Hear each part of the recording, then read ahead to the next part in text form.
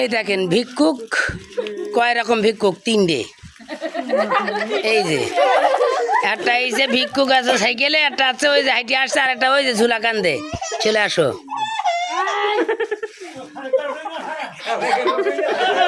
ওকে কোন গ্রাম গিলে ওই কালীগঞ্জে।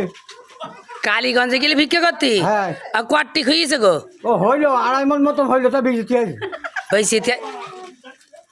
বাইসে থাই যাও হ্যাঁ সি যাতে বাড়ি কি ছেলে বিলে আছে তোমার নাকি আছে একটা চোখে দেখে ন্যাংরা মতো, তবে ওই দিকটা আবার পুরো নিয়ে যাওয়ার খেতে দিব তো।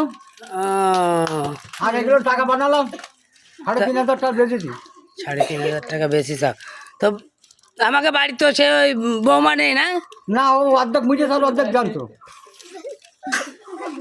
বাবু বুঝলাম না যে অর্ধেক জানতো অর্ধেক মরে মানে কি বুঝাই দাও ও অসারিয়ে গেছে, ঠ্যাং উঁচু করতে হয়, লাভাই খাই, ছুটি হয়, শোয়াই খাই, তো অর্ধেক মুঝে গেছে। ওই 2-1 দিন বোধহয় থাকতে পারে সেটা।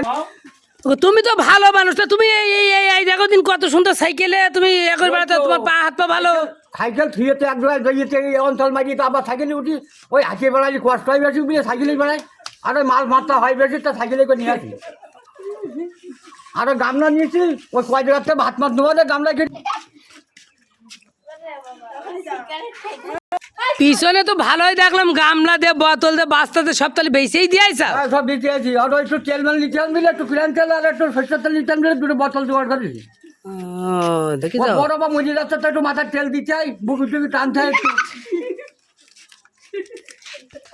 তা যাও বাবু তোমার আর দাঁড়ান করে রাখবো না আবার কয় গ্রাম ঘুরতে হবে তা কোনো গ্যারান্টি নেই এখনো ধরো 2-3 গ্রাম গুনতে পারে, 8 মণ 30 কেজি তো পাবা নেই। ও